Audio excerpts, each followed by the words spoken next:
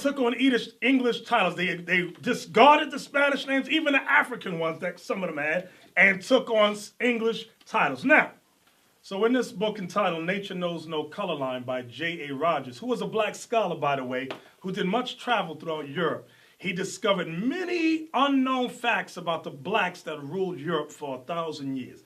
We want to go to page 65. Read that one line in the middle.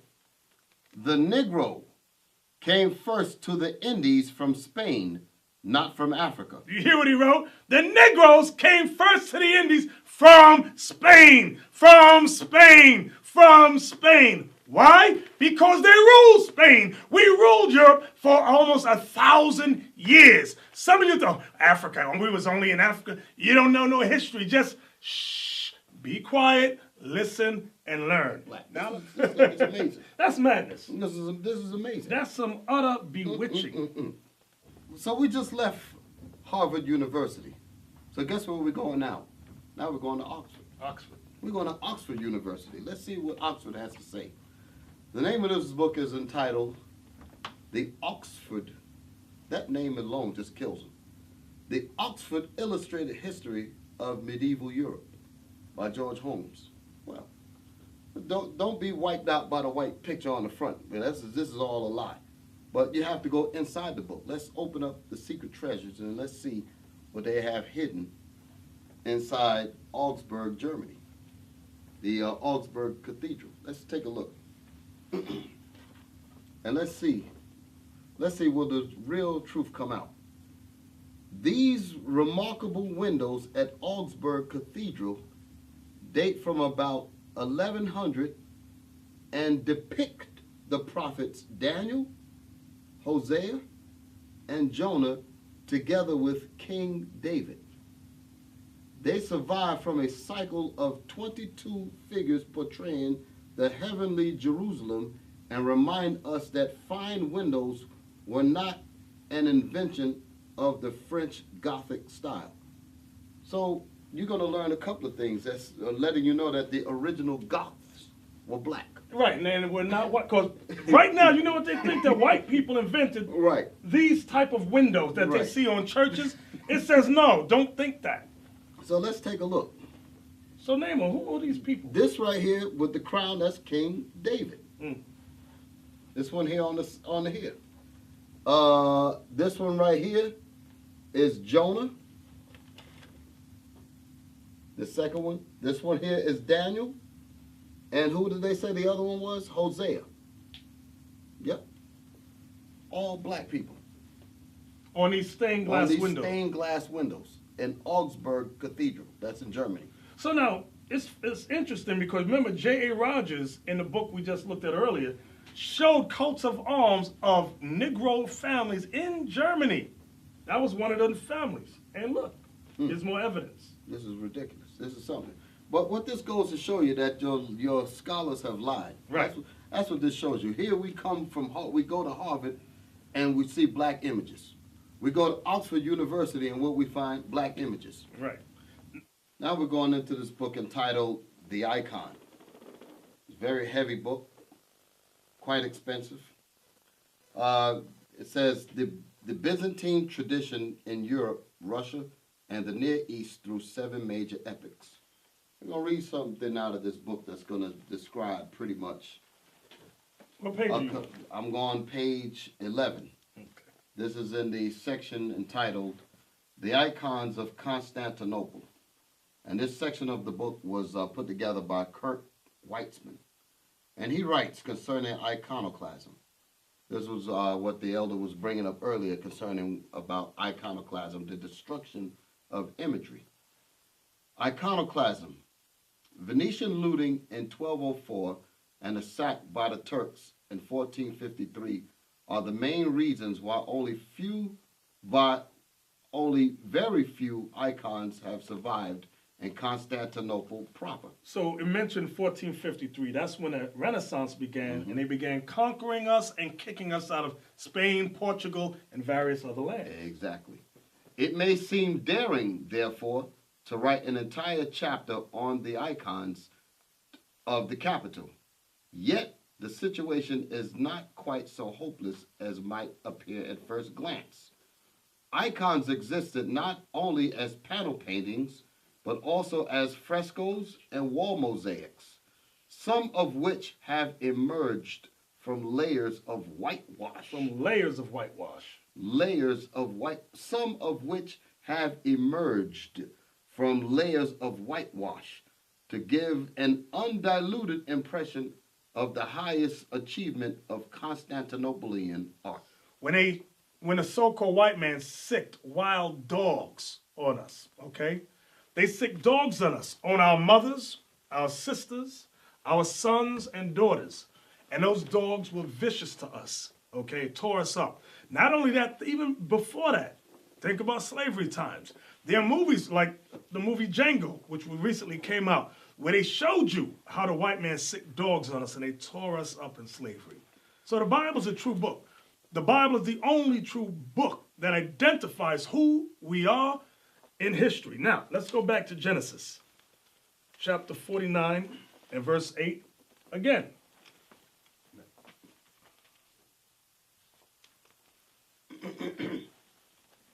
Judah, thou art he whom thy brethren shall praise. Go ahead. Thy hand shall be in the neck of thine enemies. Right, so the hand of Judah would be in the neck of their enemy, which is in their headquarters, which is land of the north, North America, with Edom.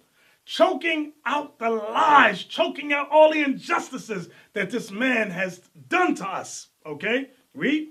Thy father's children shall bow down before thee. Why will our father's children, the father's children are the other 11 tribes, why would they bow down before Judah? Because Judah would bring out the truth in these last days, okay? So, now we're going to go into this historical book entitled Lost Tribes in the Promised Lands. And the reason why I want to go into this book here is because the last verse that we just read, the bottom line, where it said, thy father's children shall bow down before thee, this particular book deals with that section of the verse. On page 364, in this book entitled Lost Tribes in the Promised Lands, it gives some explanation to what the prophecy is talking about in Genesis 49. It speaks of an Indian tribe, it speaks of an Indian guide who guided this man named Montezinus to meet with who he had said his brothers were, the Israelites. So this Indian guide led Montezinus over to them. So he's going to give some history about these Indians that he was leading Montezinus to. And he says, his ancestors, to their eternal shame, had indeed made war on them and persecuted them. Only the sorcerers of his tribe had perceived that they were a special people and had given warning that they should be left alone. The God of these children of Israel is the true God, they had said, and everything inscribed on their tablets is true. The tablets meaning the Bible. So the so-called Indians had written records of the laws and their customs. So that's letting us know that the Jesuits explained the history. Absolutely. So those were the sorcerers. Absolutely. That's exactly what he's saying. So he says, and everything inscribed on their tablets is true. At the end of days, they will be lords of all the nations of the earth. One nation will come bringing many things to this land. That's the part of this history that correlates with the biblical scripture. When it says, thy father's children shall bow down before thee, that's what this is talking about. I'm going to read that statement again. My land, and parted my land. We read a while ago, a few minutes ago, Ezekiel 36 verse 5. It says about Idumea would take the land. Who's Idumea? The so-called white man. That's 1948. Now when it says parted, who else? To part something means you're divided down the middle. Think about the news. Who's fighting about the partition in Israel? Idumea, the so-called white man who says, Ani Yehudi, Ani Yehudi. And who else? The Palestinians, the Arabs. Read on. And they have cast lots for my people. To cast lots for God's people means to bid for them. Who bid for the so-called white man that says they're Jew? What historical documents say they were bid for? I know our people was bid for. on the auction slave blocks. That's right. Come on. And have given a boy for an harlot. What boy amongst the so-called white man that claims to be Jewish, how are they made into harlots? They would never. What happened with us, though? They made the black boys into what? Breeders. Because slavery was big business. Read. And sold a girl for wine. What little white girl who claims to be Jewish was ever sold for wine? Name one. Not near one. But which of us was sold for wine? Our women, our daughters, our nieces were sold for wine. That's historically documented. Read. That they might drink. That they might drink, meaning party and commit adultery. Read. Yea, and what have ye to do with me, O Tyre and Zidon? Tyre and Zidon are two great African countries. Read. States. And all the coast of Palestine. Who's the Palestine? The Palestinians, the Arabs. Come on. Will ye render me a recompense? Will you judge God? Will you give him a payback for him choosing us and not you? And if ye recompense me swiftly and speedily, will I return your recompense upon your own head. What was the recompense they did to God? They scattered us. They sold a boy as a harlot. They sold a girl for wine. They cast lots for us. Read. Because ye have taken my silver and my gold, and carried into your temples my goodly pleasant things. They robbed us. They robbed us. They robbed us. Come on. The children also of Judah. Wait, does it say Africans? The children also of Judah. The children also of Judah. Listen, black man, because you are not Afro-American. You are not African-American. You are Judah. Read. And the children of Jerusalem. Read the whole verse again. The children also of Judah and the children of Jerusalem have ye sold unto the Grecians. Who's the Grecians? The white man. So Tyre and Zidon are Africans. And it's mentioned with the whole coast of Palestine, the Arabs have you sold unto the Grecians. What is that talking about? The Atlantic slave trade, okay? Because it was the Africans and the Arabs in conjunction who sold us to the white man. That's historically accurate, historically documented. What are we reading? The Holy Bible. This is your history book, black man. This is the one true book. Believe it. Go ahead.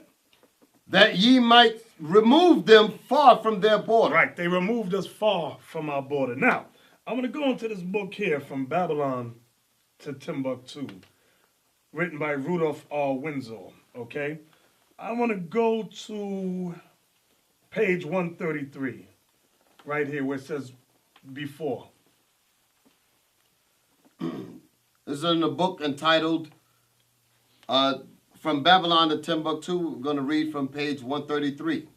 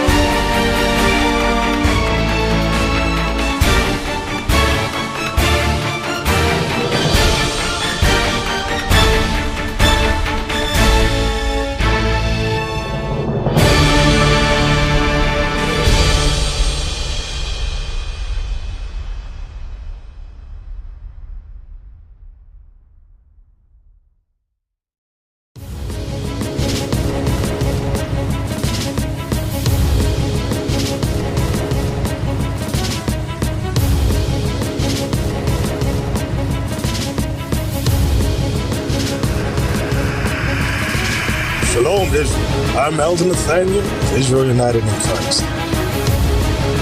YouTube likes to shut our channels down, as some of you have noticed, ever so often. Subscribing to join IUIC will assure you will always stay connected to our YouTube accounts. We want to do our best to make sure this truth gets out. Please click and join our subscriber YouTube channel called Join IUIC to stay linked to all of our videos. So again, please make sure you subscribe to this Join IUIC channel to get your latest updates from all our YouTube channels. Shalom.